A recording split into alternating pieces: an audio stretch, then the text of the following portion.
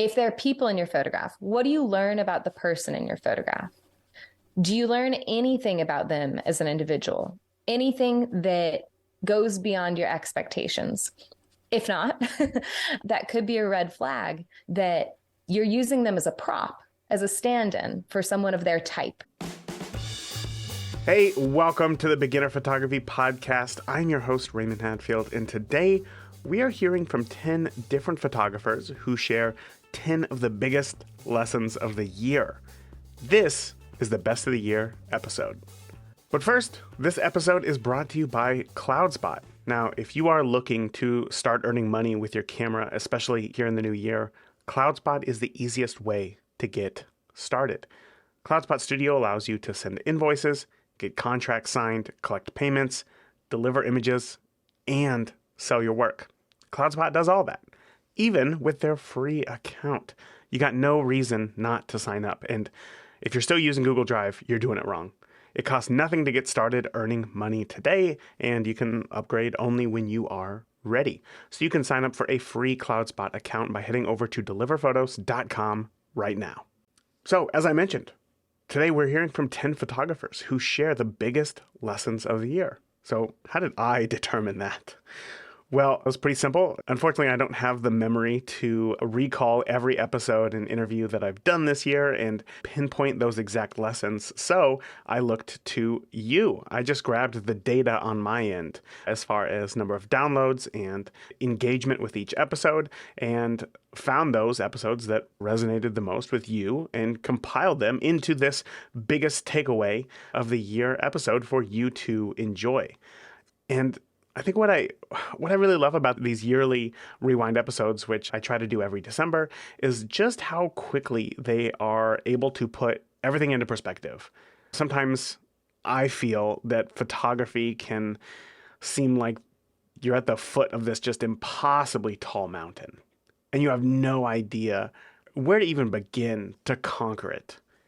But when you listen back to these timeless lessons, simple lessons that aren't about strategies that are hot today, but these are lessons that are going to last a lifetime. It really puts everything into perspective.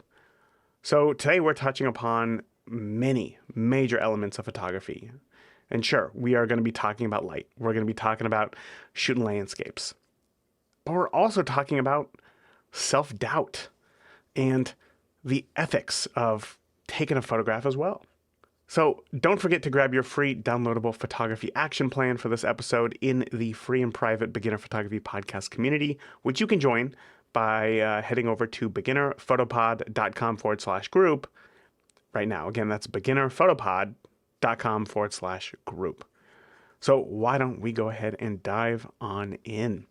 Now, first up, this time of year has many of us thinking about attempting a 365 or a daily photo project. So we're going to kick this thing off with Anna Puhlman, who shares tips on how she has successfully done a 365 now for several years. 365s are it's something that a lot of people want to do. We, as the Beginner Photography Podcast, we have a daily photo challenge as well. And it's funny because like January, February, really strong. March, not so much April. And then by the end of the year, everybody has forgotten about it. So what tips do you have to stay motivated and continue doing a 365? My top tip is don't start January 1st. Because January is so full of pressure. We all want to live healthier. We want to exercise daily. We want to do yoga. We want to learn another craft. Read 100 books. Yeah. Exactly. Read 100 books in the year. And then if we add on another one, like I don't know if you or your listeners have read Atomic Habits, but basically that's what James Clear talks about. If you want to create new habits, don't start with all of them at once. Do one at a time and add one. So if you add everything you want to do on January 1st, most of them are going to fail. So I started mine in November because that's when my birthday is. At one point I was I'm just going to do this now. I wanted to do this for absolutely ages. Again, back to Flickr times is when I saw the first people do that. Like 2008 or 2010, I think the first time I've heard of it. It's like, oh, that's really cool, but I could never do that. And then like thinking about it long enough, I at some point just decided I'm just going to do this and I'm going to start on my birthday. Because also it means I started when the weather and the light was the worst. like at least in the like northern hemisphere.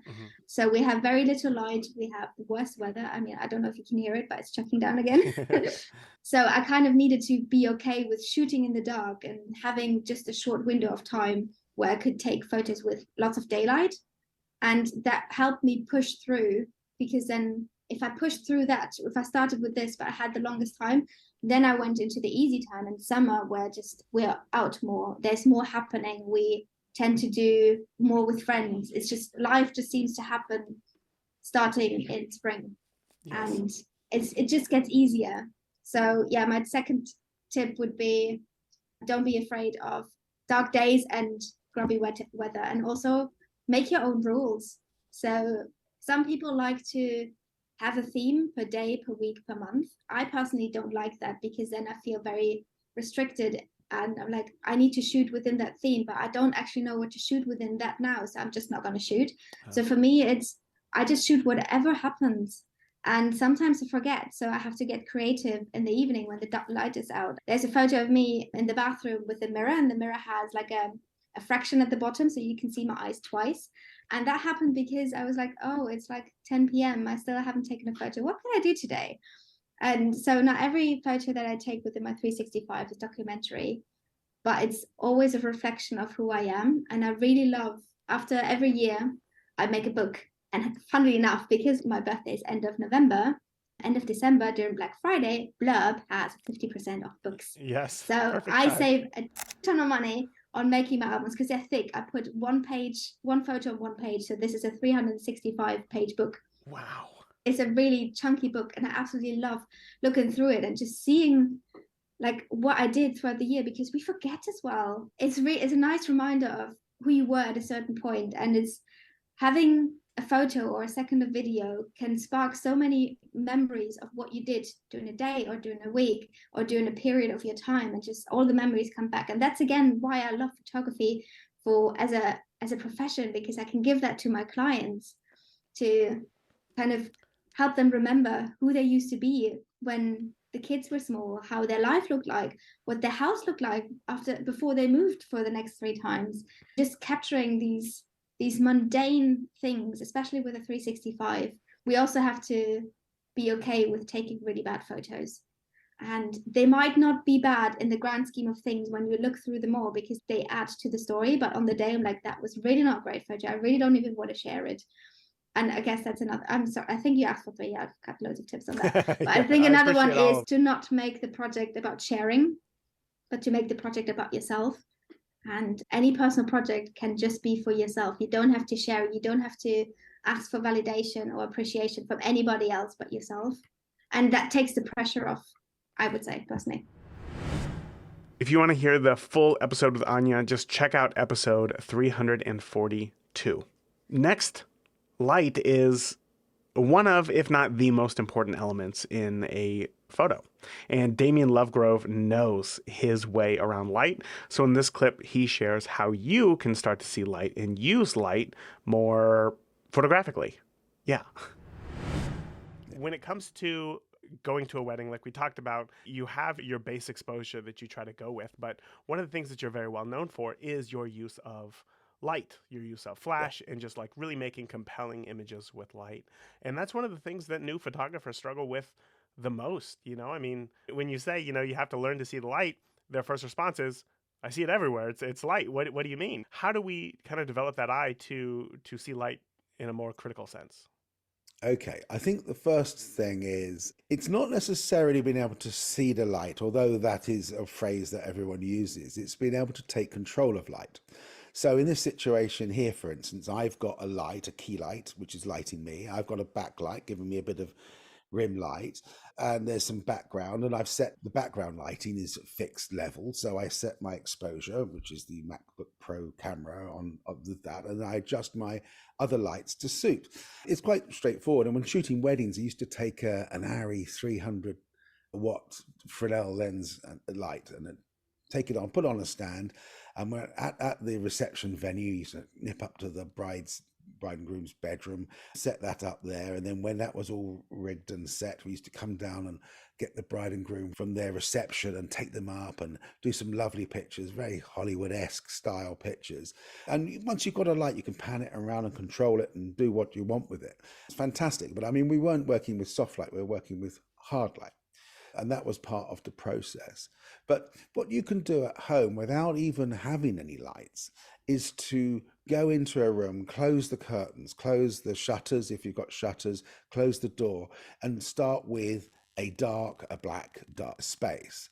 Then open the one curtain just a bit and look at the way that the light comes through that slash of light, the way it dances across the bed or where it hits the room, because the whole room stays subdued, but there's a pool of light that comes in. Just by closing the curtains and opening them a little bit, you create shape with the light. And then you sit a bride there on the edge of the bed with that light coming in from the curtains. Looks fantastic. Whereas if all the curtains are wide open, just looks like a bride sitting on a bed in a bedroom. So it's taking control of light. Sometimes it's about what you remove rather than what you put in. Oh, wow. Sometimes it's what you remove rather than put in. So when it comes to light, right, obviously, so it's not just about blasting a scene full of light. That is not going to get you anywhere. That's illuminating. Right. That is illuminating. And that's what you do if you put your flash on camera with a Stofen or whatever, and the flash zooms out, it illuminates the scene.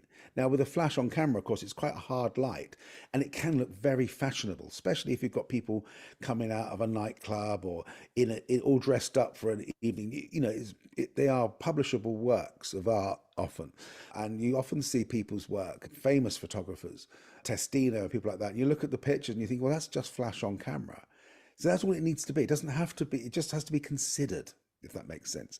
But you can also, as soon as you start putting soft boxes and big umbrellas and things, then you start to lose an element of control. And then it's hard to fight and bring that back. Because, of course, window is not the light source. You can't replace a window with a softbox and expect it to be a light source, because it's not. The window is just a hole that the light comes through, and the light comes from the sky beyond. And so another way of working is to when I'm shooting interiors and things, I put a light outside on the patio or in the garden, in the yard, set it up and pump it through the window, make my sunlight where I want it to be. So I can be on the north side of a building in the northern hemisphere and make it a sunny room, even if it's on the first floor or the second floor, or what have you. Just use a tool stand for that process. But quite often I'm putting light in from outside rather than lighting from within the space, if that makes sense. So much in that one. Check out the full interview with Damien by listening in and searching for episode 342. Now, one of the main reasons why many of us got into photography was that we became parents. But kids can be a challenging subject to shoot, especially when you are first getting started. Not only do you have to learn the camera, but you have to capture these fast-moving subjects. So right here, Melissa Miller is going to share just how to capture great and compelling photos of kids. When it comes time to playing with children, tell me what that looks like. Because when I think of playing with my children, I don't think of it in a photographic sense. I've heard of things like prompts before, but can you kind of go a little bit deeper into how it is that you interact specifically with children during your sessions to get these genuine emotions and reactions? Yeah, so I would say that I use prompts to create opportunities for play, to create genuine expressions, and just to capture the magic of childhood. So for instance, I might have them, like if I notice that a child is high energy and rambunctious and wants to be moving, rather than have them stand still for a portrait, I might do red light, green light. And on red light, they freeze. And that's when I capture that portrait of them standing, looking at me, usually laughing and smiling because they just had to freeze while they were in mid-run. So that's one example. Or I mentioned Simon Says earlier. That's something else. When I need them to do something specific, when I have like a specific idea in mind, and they're not a child that is going to want to follow directions, then I just incorporate it into a game of Simon Says. And I include silly things in there too, like jump up and down 5 times. Simon Says, jump up and down 5 times. And then Simon Says, freeze. So I build the play around the images that I'm wanting to capture. Okay, I see. Is there a limit to this? Because it seems like you could just do that for the entire session and get everything that you need. But do kids? I do that for the entire session. Oh, really? No, kids don't have a limit for play. Kids are wired to play. Yeah, the whole session is play. Of course. But I'm sure that you're not just saying Simon Says the entire time. I'm sure that there's more to it than that. Maybe you give them additional prompts, as you said, like with the train and whatnot. I see what you're saying. Yeah, no, Simon Says is not the whole time. Yeah, kids do get sick of playing the same thing. Yeah. So then that's to get the specific photo that you're looking for. So maybe Simon Says pick a flower, Simon Says smell the flower, Simon Says something like that. Does that sound right? Yeah, I mean, I think if you have something interesting like a flower, you don't need Simon Says. So I save Simon Says for when there's like a specific pose that I want, which most of the session isn't actual poses. It's sending them on a bug hunt or searching for a flower, or picking a flower to surprise your mom with and then go put it behind her ear. Anything that allows kids to be sneaky, they love that. So I'll have, I'll put mom and dad, I'll tell them they get to have a romantic moment so they can go over there and give a little smooch or a hug or a snuggle. And then I'll have the kids near me and I'll whisper, okay, when I say up and give mom's a hug, or you're going to run up and run around mom and dad, or whatever it is, if the kids feel that they are doing something sneaky, they love that. So that's one example of how I incorporate play. Having done a few family sessions myself, I know that parents sometimes they have an expectation of how their children should act or how they should look during a session. Do you find that they are trying to give input on how the child should act during this time? Or do you do anything to combat that?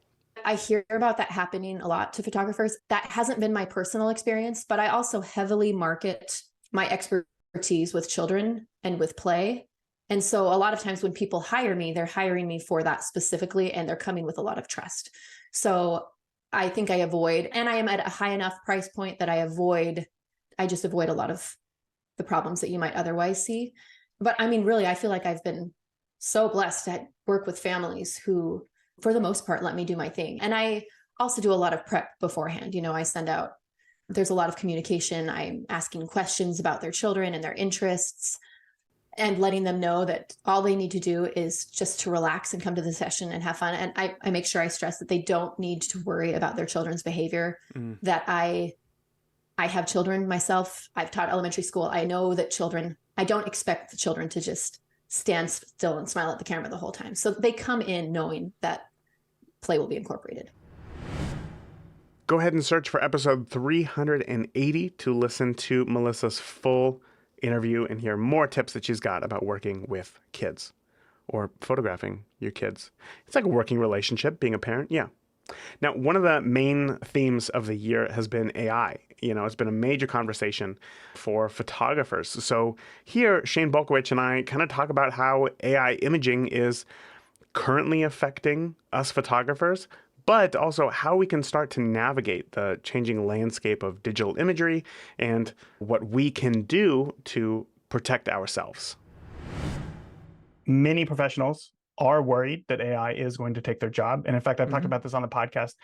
I think next year, the first product will probably come to market where a bride and a groom can just upload selfies that they took on their wedding day into some sort of AI type tool. And now they have world-class images of their wedding without a wedding photographer. I hate to tell this to you, Raymond, that's already been done. Okay, well then there we go. It's already been done. So you can upload a photograph of you and your bride, and you can place you and your bride in any tuxedo, in any wedding dress, in any location in the world. I got married here in Bismarck, North Dakota, but now I can get married in Bali. Right, yes. And I didn't have to get on a plane. And what are those photographs going to mean to my children? What are those? What is that going to mean? Again, I keep coming back to this. What's the purpose? What is the point? I get it. I just think that there's a lot of people who don't value photography, or I hate to say authentic or true images, because as we know that there's some ambiguity in that. Let's go positive again. Let's just say that this AI is going to drive the importance of what you and I do. It's going to reality-based, authentic photography. Yes. That at some point it's this new shiny object is just going to be tossed aside for what it is. Yeah. and people are going to want to come back. Let's say, I think that's a positive. I think that's we can draw that line, that people are going to have more appreciation for what I do here in my studio, getting that moon and getting the prop and getting the lighting. And it took us 3 months. Yeah. It took us 3 months to get that shot. And guess how many exposures I made? I spent 3 months on the prop and getting everything ready and the model and everything together. 2 exposures. 2 exposures. Yeah. That's what it took. I took 2 exposures. So do you think that you only took 2 exposures because you knew in your head exactly what that image wanted? When I got it, Mhm. I got it. You got it. Yeah. I don't need the glut. Mhm. I don't need to take, I don't need more. More is Yeah. not better. And if we, this is a beginning photographers podcast, right? If I can just a little bit of, I'm not the greatest expert in this field, right? But if I can give a little bit to the listeners today, less is more. You don't have to take 4,000 photographs at a wedding. Mhm. Okay. When I went and took the photograph of Greta Thunberg down at Standing Rock, I only had 6 clean glass plates in my box. That means I'm telling you, Raymond, you get to go take Evander Holyfield's photograph like I took. Yeah. Okay. Bring your camera. Mhm. He's coming in at 2:00. Guess Mhm. what? Your camera's full and you only have room for 6 exposures. Yeah.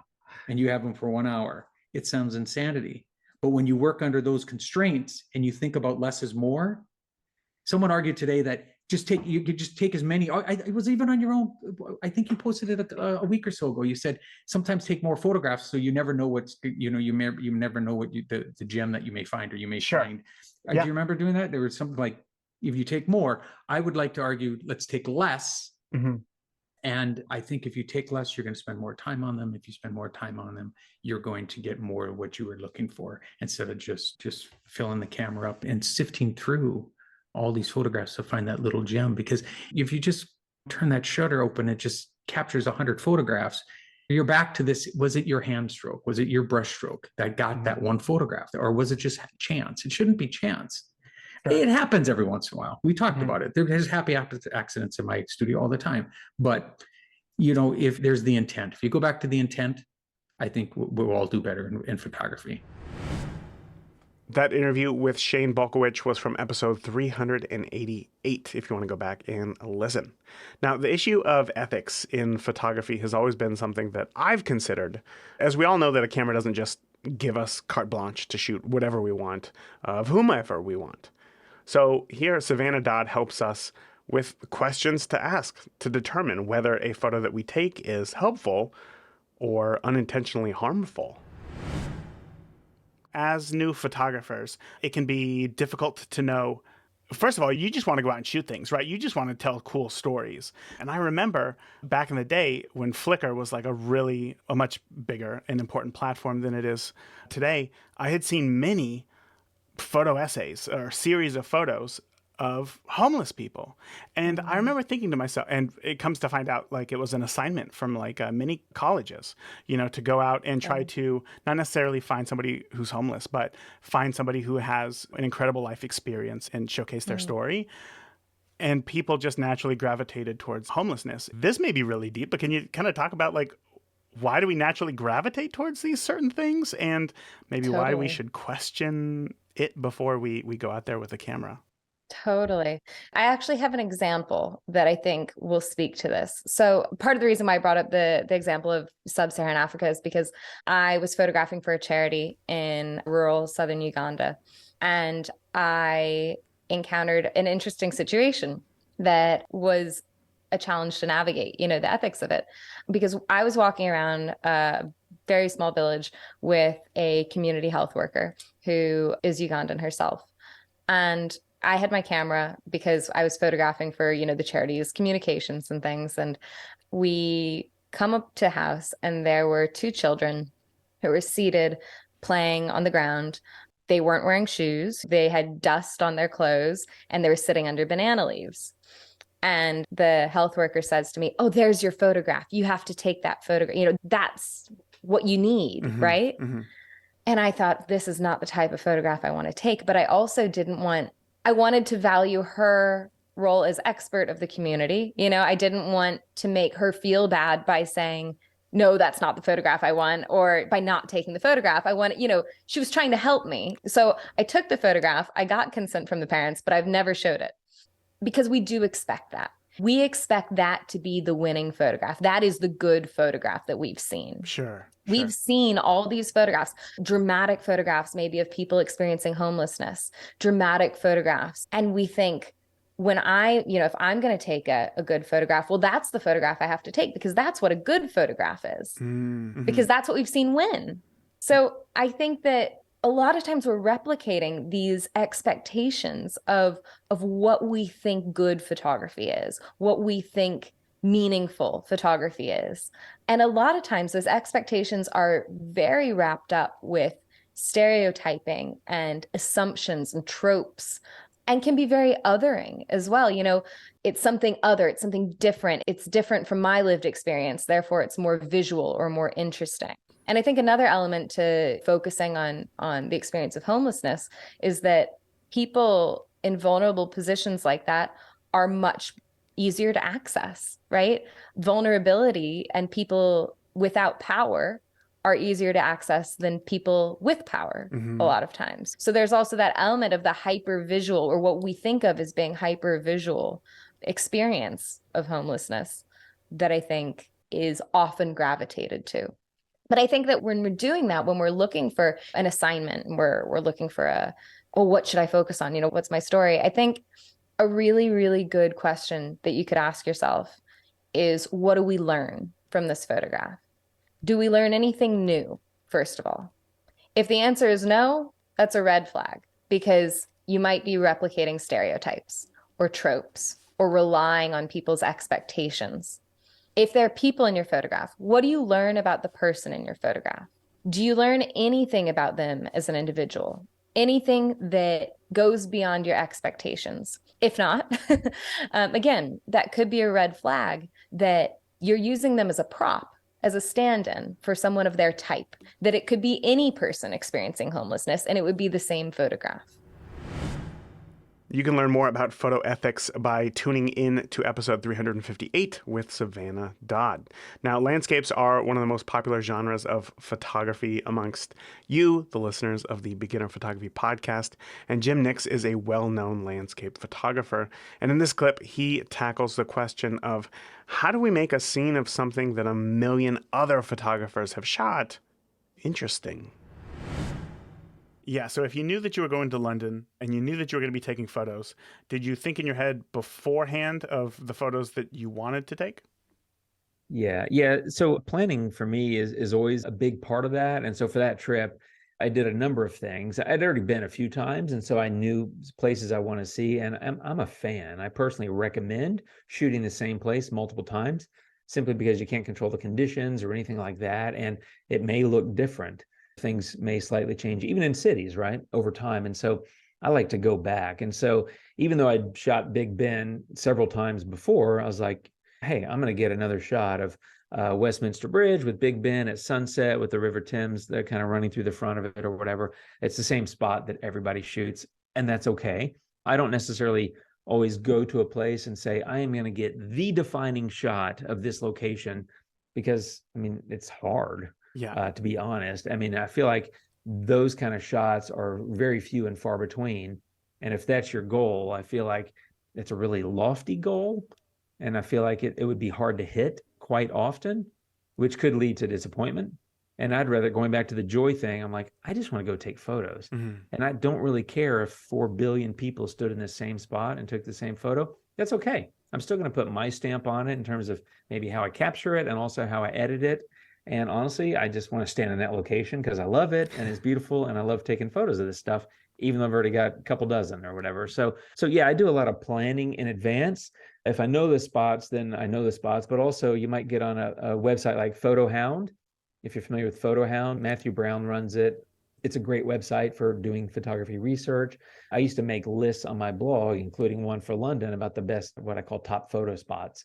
And so just helping other people, hey, here's great spots I found in London or here in Austin where I live or whatever city, right? So bottom line, Google is your friend. So look it up. And then on top of that, maybe check the Flickrs and the Instagrams of the world, do some searching there and just start to see what other people have done.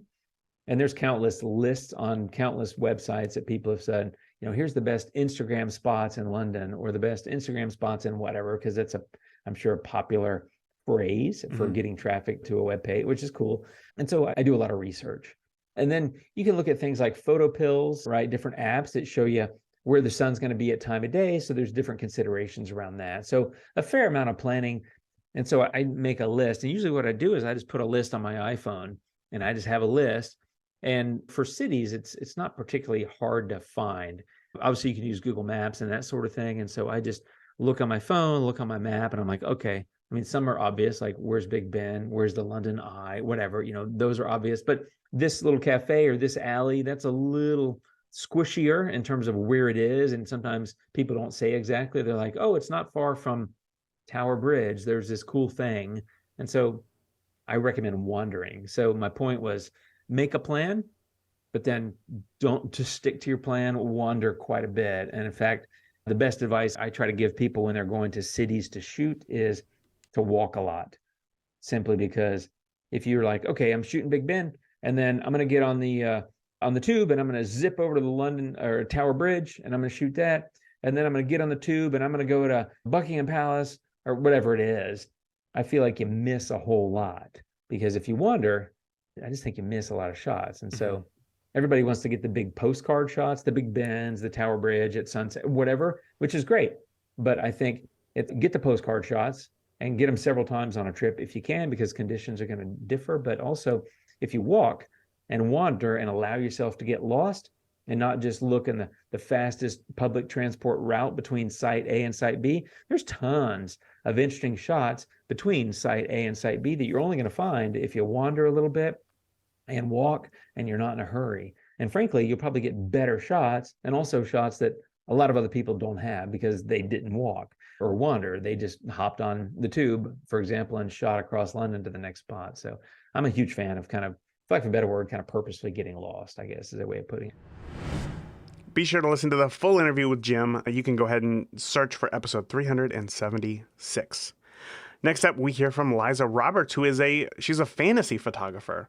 And fantasy is in high production volume. She's got costumes, props, hair and makeup, the full thing to create these beautifully imaginative images that are still rooted in reality.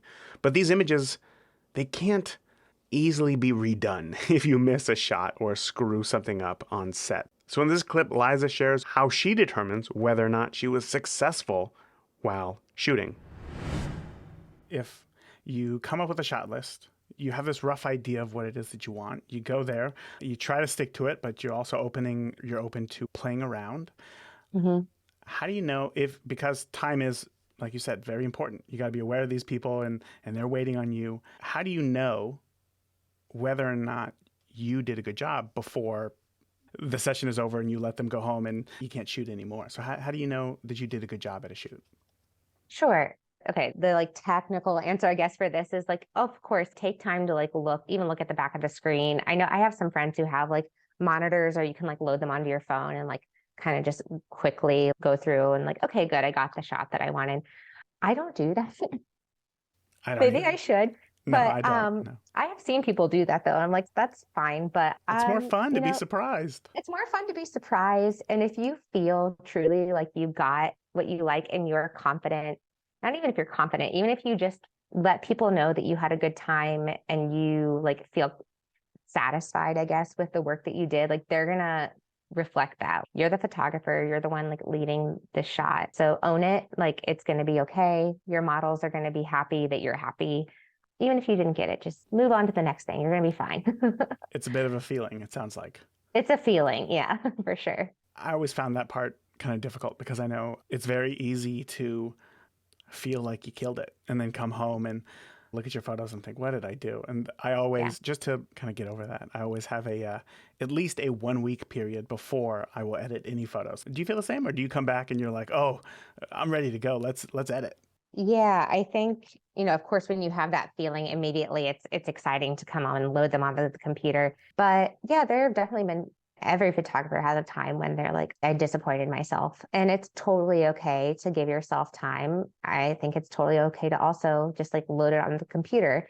When I do that and I load it on the computer and I do find that I didn't get what I wanted, or it's not as good as I wanted it to be, it's okay to be really bummed about that. Like, give yourself time. Don't touch them. Come back to them in the week then. Because yeah, that really sucks. Like, it happens to just remember, it happens to everyone. I guess the question then is like, what do I do with the work that I have? Yeah. Use it as an experience to teach yourself, like, okay, maybe next time I get more shots. Try that kind of quantity over quality thing. Like, if you can't do that, use it as a chance to edit in different ways, or watch some YouTube tutorials. Even if you've been doing photography for a zillion years and you think like you're a master, like, go back to YouTube, watch a basic tutorial again. Everyone can benefit from like a basic class. And then maybe you'll remember something or relearn something that will help you with this work that you're not super satisfied with. And remember, lastly, that you're your own worst critic. I'm sure the people that you're taking the photos of are going to be super excited to have them and to see them. This may be kind of a personal question, but can you tell me like one of the most difficult shoots you had ever had and kind of what you had learned from it?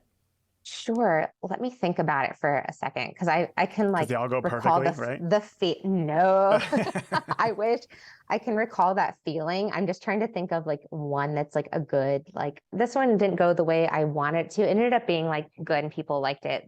It wasn't like soul crushing, but I was doing a shoot with my friend Rachel. Like I said, I don't usually shoot indoors. I love just natural light. So I'm not super well versed in like playing around with photography lighting. So we were playing with these really fun, like color changing, like lights and making them look like stage lights. We were doing a clown, like Pierrot shoot. And I was like, this is so fun. This looks awesome. Like, I can't wait to get back and edit these. And again, like we just talked about, I get on, I'm like, what am I going to do with these? Like they look cool, I guess, but it's not my usual style. And like, it wasn't super exciting to edit for me. But once I did, I decided it was a good opportunity to just play, because it's not what I usually do. So why not just use it as like a learning opportunity? So I played around with like the light colors, which was easy to do because they were so saturated to like the color, like split toning and color sliders and whatever. It was really fun to play with. I just experimented with anything I could think of, really, and just like, let's just slide everything around in Lightroom. Wasn't like my favorite shoot like that we'd ever done together, but I think it worked out pretty well. That one was from episode 370. So if you want to hear the full interview with Liza, go ahead and check that one out. Now, this year was huge for photographers looking to start a business and make some money with their camera. When shooting for money, there's so much to keep track of. You know, in my early days, remembering I had to buy like separate binders and notebooks just so that I could have one place to keep track of names and dates and invoices and questionnaires. And then, of course, there's digital tools like email and trying to stay organized in your online calendar. And there are tools that you can invest in to stay organized, but that can be a big investment that you may not be ready for. It was a leap for me. But that's no longer the problem, because in this clip, Gavin Wade, the CEO of CloudSpot, introduces CloudSpot Studio, and you will hear me be, completely flabbergasted at how much CloudSpot is offering for photographers getting started to help you launch and grow a business. Just to clarify, CloudSpot Studio does questionnaires, yeah? It does. Okay, and contracts. Yes. And invoices. And invoices. You can set up payment schedules. Okay, yep. Yeah, I was going to ask about the multiple payments. And it sends all those things out through an email. So does it do reminder emails as well? It does. Okay, and can you customize all of those things? You can customize everything and save them. So you can save contract templates, invoice templates, questionnaire templates, and you can, of course, modify them slightly, but you don't have to redo that work. And the same thing for those transactional emails, like the reminder emails, the thank you emails. All of that is customizable and saved as well as a template. Okay, so you don't have to change things like the client's name. Not at all. We have smart fields. So essentially, once you build those into the email template, it will inject the relative data and info for that particular client or shoot without you having to worry about it. Okay, so literally you have a new client coming up and you're like, well, I got to send them a contract. The email's already written up. it'll use those smart fields to just automatically populate their name. You literally just press send and it'll take care of that. Yes, exactly. Wow. Okay. All right. And then before we go on, just to clarify, I know that CloudSpot has multiple plans with the unlimited plan, the pro plan, light, and then free as well. Which tier do you have to be on to start using CloudSpot Studio? Going back to what we knew we needed to do if we were going to build this thing is we wanted it to be accessible to anyone and everyone, no matter where they were at in their journey. So going back to the, oh my gosh, I now have to have and pay for these 3 different things. Where do I go? That's not what CloudSpot Studio is. We are making it available for free on any of our plans. It's included. So if you're on our free plan, I mean, of course, there's some limitations, but nothing that would prevent you from doing exactly what we just described there with your first clients. We're not throwing ourselves in front of their face. It is your brand. It's the hero, no matter what plan you're on, because we want to grow with you. We're not trying to force you into something that your business or yourself is not ready for. But at the same time, we don't want you to feel like you have to sacrifice and choose between, look, do my clients get a great experience or do I have to pay for something that I can't afford right now, or it's not that next step in my business. So we want to be right there with you every step. And then it's available on all the other plans. And that's as your storage needs grow, right? As the number of clients that you have and the number of photos that you take grows, that's when it makes sense to upgrade and go from there. So somebody gets asked to shoot their friends' family photos. And they're like, yeah, sure. So they go out and then they just shoot those photos. Now they have images that they're like, oh, how do I deliver these to my clients? Should I use Google Drive or something else? They listen to the Beginner Photography podcast. They hear, oh, maybe I should try out CloudSpot and grab a free account. But there's going to be, now if I have to send out contracts and questionnaires in the future and collect payments, that's surely a different thing. But all that's included. And now if somebody else comes along and they want to book a session, they can go through this whole process of booking them as a client, sending them the contract, sending them the questionnaire, getting that invoice, getting paid, and they can do all that for free. Absolutely. Oh and I'll walk you through every single piece of the client journey that CloudSpot handles for you under one single roof. So it is project management, client management, contracts, invoices, questionnaires, a booking feature, which we're working on now, image delivery, so client galleries, high-res downloads, and print and product sales directly through the gallery. End to end, your entire client experience from booking to delivery and beyond in terms of revenue for you, in terms of sales, in terms of each single step, we've got you covered, and it's free and upgrade when it fits you best.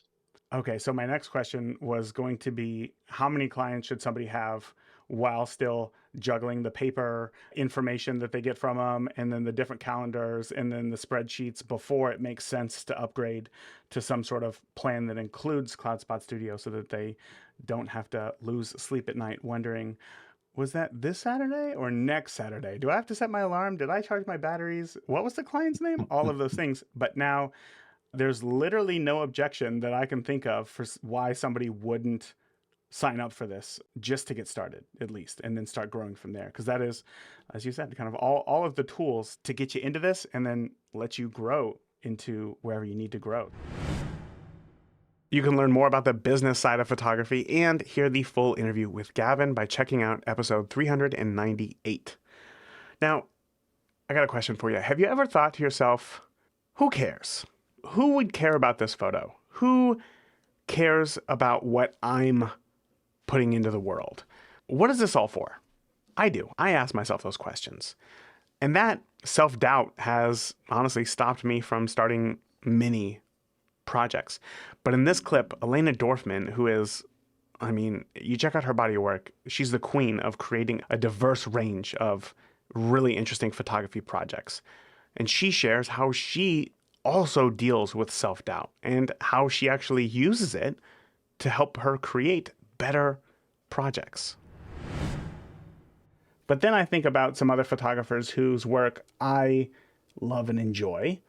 And I look at these photos and I think, if I would have thought of that idea, I would have thought, who cares? Like, nobody cares about this. One in particular is the work of David Hockney and his joiners. I think those are so fascinating, of such everyday, boring, interesting, or non-interesting subjects. And I think to myself, who cares?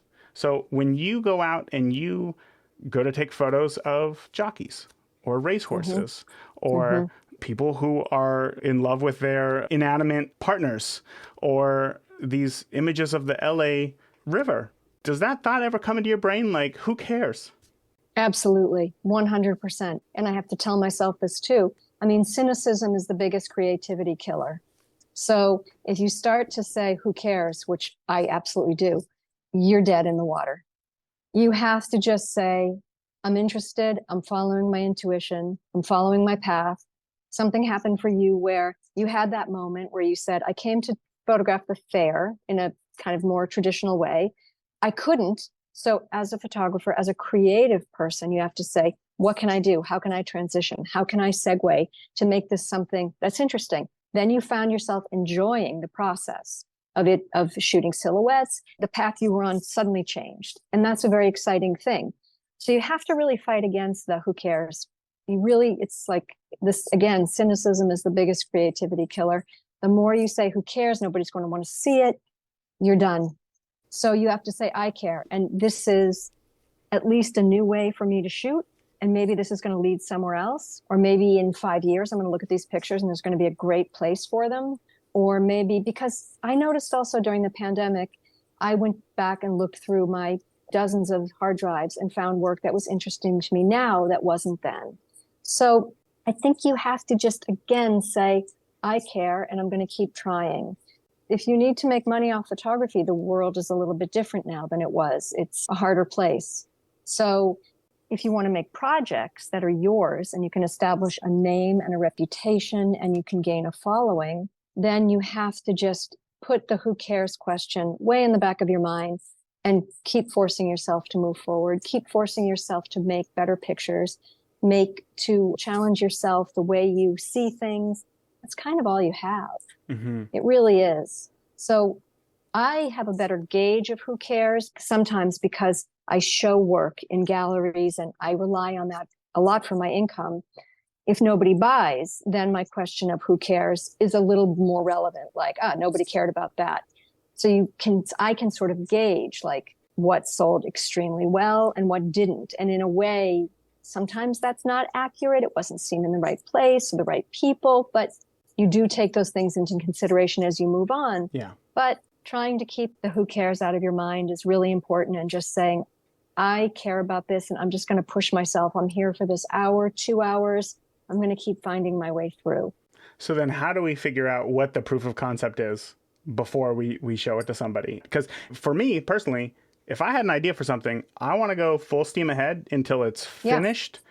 But then at that point, have I wasted my time if it doesn't resonate with anybody? Not at all. Not at all. Do the whole project as you want to do it, as you feel, until you feel confident of the work. And then you show it. When you show it to a few people to get a few different perspectives, and you have a way to talk about the work and to give the viewer a general sense of what you're doing.